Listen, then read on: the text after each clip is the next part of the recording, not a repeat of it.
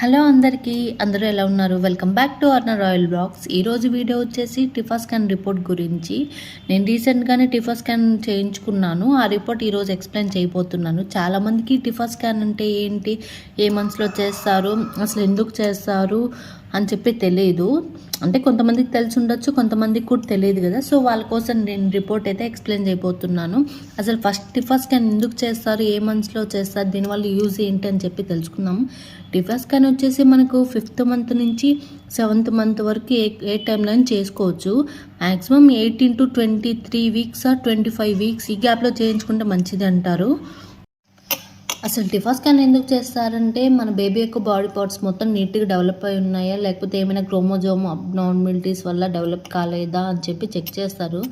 ఏమైనా ప్రాబ్లమ్స్ ఉంటే ఇప్పుడే మెడిసిన్ ద్వారా క్యూర్ చేయడానికి చూస్తారు. సో మనం ఎట్టి పరిస్థితుల్లోనూ టిఫా స్కాన్ని నెగ్లెక్ట్ చేయకూడదు, ఖచ్చితంగా చేయించుకోవాలి. ముఖ్యంగా మెనరిక పెళ్ళిళ్ళు ఇలా చేసుకుంటూ ఉంటారు కదా, సో వాళ్ళైతే ఖచ్చితంగా చేయించుకోవాలి. నేను టిఫా స్కాన్కి వెళ్ళే ముందు చాలా భయపడ్డాను. ఏంటంటే టిఫా స్కాన్ అంటే చాలా లేట్ అవుతుందేమో, అంటే కొన్ని యూట్యూబ్లో నేను చూస్తున్నాను 1 day పట్టింది, ఇలా పట్టింది అని చెప్పి.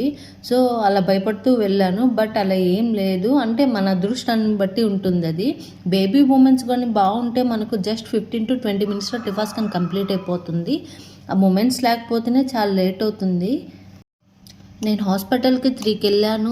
3:30 కంటే మొత్తం కంప్లీట్ అయిపోయింది. 3:40 కంతా నేను ఇంటికి కూడా వచ్చేసాను. నాకు జస్ట్ 25 minutesలో మొత్తం టిఫా స్కాన్ కంప్లీట్ అయిపోయింది. సో బేబీ మూమెంట్స్ మంచిగా ఉంటే మనకు వెంటనే అయిపోతుంది, లేకపోతే కొంచెం లేట్ అవుతుంది అంతే.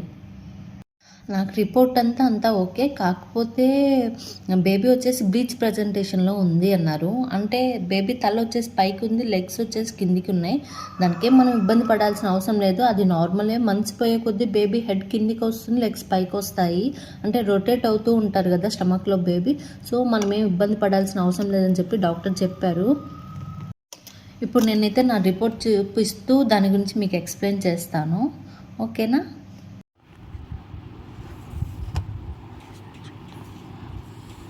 వచ్చేసి మన డీటెయిల్స్ అన్నీ ఉంటాయి, తెలిసిందే. ఎల్ఎంపి, గెస్టల్ ఏజ్, ఈడీడీ, ఇంకా ఎనటల్ యూసీ విత్ టిఫా స్కాన్ చేస్తున్నారు. Intrauterine pregnancy with a single live fetus, అంటే ఆల్రెడీ చెప్పాను మన గర్భసంచిలో ఒక బేబీ మాత్రమే ఉంది అని చెప్పి. లాంగిట్యూడనల్ లై అండ్ బ్రీచ్ ప్రజెంటేషన్, ఇది బ్రీచ్ ప్రజెంటేషన్ మనం గుర్తుపెట్టుకోవాలి. బ్రీచ్ ప్రజెంటేషన్ అంటే బేబీ వచ్చేసి హెడ్ పైకి ఉంది, లెగ్స్ కిందికి ఉన్నాయి అన్నట్టు. ప్రాబ్లం ఏమి ఉండదు, కాకపోతే మనసు పోయే కొద్దీ బేబీ తిరుగుతుంది. అప్పటికి ఇలానే ఉంటే మనకి ఇబ్బంది అంటారు. Single loop of cord is seen around the fetal neck, అంటే నాకు మెడకి బేబీ పేగు వేసుకుంది అంటారు కదా, అలా జరిగింది. బట్ రొటేట్ అవుతూ ఉన్నప్పుడు జరుగుతుంది, ఇబ్బంది ఏమి ఉండదని కూడా చెప్పారు. ప్లాసెంటా వచ్చేసి యాంటీరియర్లో ఉంది. Grade 1 maturity normal. Grade 1 maturity అంటే ఒక్కొక్కసారి ఇలా అంటూ ఉంటారు, ఇబ్బంది ఏం లేదు, దీని గురించి మనం ఏం పట్టించుకోవాల్సిన అవసరం లేదు. నెక్స్ట్ వచ్చేసి అమ్నోటిక్ ఫ్లూయిడ్ ఇండెక్స్. అమ్నోటిక్ ఫ్లూయిడ్ అంటే లైకర్ అని కూడా అంటారు, అదే ఉమ్మనీరు ఎంత ఉంది అని చెప్పి. మ్యాక్సిమం 15 వరకు ఉండాలి. ఎక్కువ ఉన్న ఇబ్బంది ఏం లేదు, మరి తక్కువ కాకుండా చూసుకోవాలి. అడెక్వేట్ నార్మల్గా ఉంది అని చెప్పి రాశారు, కొంచెం ఎక్కువ ఉంది అన్నట్లే. Cervix length measures 3.6 centimeters. Cervix length అంటే తెలుసుగా మన గర్భాశయం లెంత్ ఎంత ఉంది అని చెప్పి. ఇది లెంత్ తక్కువ ఉన్నా కూడా మనకు డెలివరీ త్వరగా అయ్యే ఛాన్సెస్ ఉంటాయి, దీని లెంత్ కూడా మనం చూసుకోవాలి. నెక్స్ట్ బయోమెట్రిక్ వచ్చేద్దాము. బయోమెట్రిక్ వచ్చేస్తే బీపీడీ అంటే బైపెరటల్ డయామీటర్, అంటే మన బేబీ యొక్క తలలో బోన్ ఏమంటారు ఎముకలు ఉంటాయి, అది ఒక బోన్ నుంచి ఇంకో బోన్ వరకు లెంత్ ఎంత ఉంది అని చెప్పి చెక్ చేస్తారు మన బేబీ ఏజ్ని బట్టి, నార్మల్ ఉందా లేదా అని చెప్పి. నెక్స్ట్ వచ్చేసి హెడ్ సర్కంఫిరెన్స్, ఇది కూడా అంతే, బేబీ హెడ్ అన్ని వైపుల నుంచి లెంత్ ఎంత ఉందా అని చెప్పి చెక్ చేస్తారు, సేమ్ బేబీ ఏజ్ని బట్టి అంత ఉందా లేదా అని చెప్పి.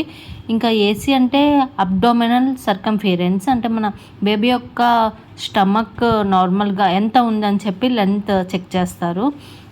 ఇది వచ్చేసి ఫీమస్ లెంత్ అంటే మన తొడలో ఒక ఎముక ఉంటుంది, దాని లెంత్ కూడా చెక్ చేస్తారు సేమ్ ఏజ్ని బట్టి, ఆ బేబీ యొక్క ఏజ్కి తగ్గట్టు ఉందా లేదని చెప్పి. నెక్స్ట్ వచ్చేసి ఎస్టిమేటెడ్ ఫెటల్ వెయిట్, ఇంకా బేబీ యొక్క వెయిట్ 548 grams ఉంది నాకైతే. అంటే మ్యాక్సిమం అరకిలో కన్నా ఎక్కువ 550 గ్రాములు ఉంది అన్నట్టు. యావరేజ్ గెస్టేషనల్ ఏజ్ అంటే 22 వీక్స్ 6 డేస్ నాకు బేబీది. నెక్స్ట్ యాక్టివ్ ఫెటల్ మూమెంట్స్ వచ్చేసి ప్రజెంట్ అంటే మూమెంట్స్ ప్రజెంట్లో ఉన్నాయా లేదా అని చెప్పి. ఫెటల్ హార్ట్ రేట్ వచ్చేసి 162 BPM బీట్స్ పర్ మినిట్. 162 ఉంది నా బేబీకి హార్ట్ బీట్. ఓకే, ఇంతవరకు అయిపోయింది. నెక్స్ట్ మెయిన్ టిఫా స్కాన్ ఎందుకు చేస్తారంటే దీనికోసమే.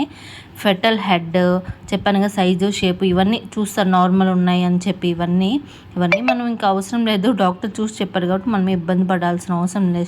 నెక్స్ట్ ఫెటల్ ఫేస్ కూడా చేస్తారు, అంటే ఫేస్ విజువలైజ్ అవుతుందా, బోత్ కరోనల్ ప్రొఫైల్ వ్యూస్ ఉన్నాయా అని చెప్పి. ఇంకా నోస్ మౌత్ అపియర్స్ నార్మల్ అని చెప్పి. Next fetal neck normal. Next fetal spine visual అవుతుందా లేదా అని చెప్పి మొత్తం చెక్ చేస్తారు. నెక్స్ట్ వచ్చేసి మనకు థొరాక్స్ అంటే both lungs appears normal. Lungs గురించి అదే నార్మల్ ఉన్నాయా లేదా అని చెప్పి. నెక్స్ట్ వచ్చేసి అబ్డోమెన్ స్టమక్ కూడా చెక్ చేస్తారు, అపియర్స్ నార్మల్ ఫర్ మొత్తం అదే. నెక్స్ట్ కబ్ అంటే కిడ్నీ యూరినరీ బ్లాడర్, దీని గురించి. Both kidneys are normal in size and external, no age significant. Urinary bladder is normal ఇది. నెక్స్ట్ ఎక్స్ట్రామీటర్స్ అంటే 2 కాళ్ళు 2 చేతులు నార్మల్గా ఉన్నాయా, ప్రజెంట్ అయి ఉన్నాయా లేదని చెప్పి చెక్ చేస్తారు. నెక్స్ట్ వచ్చేసి fatal heart and cardiac size status and axis appears normal.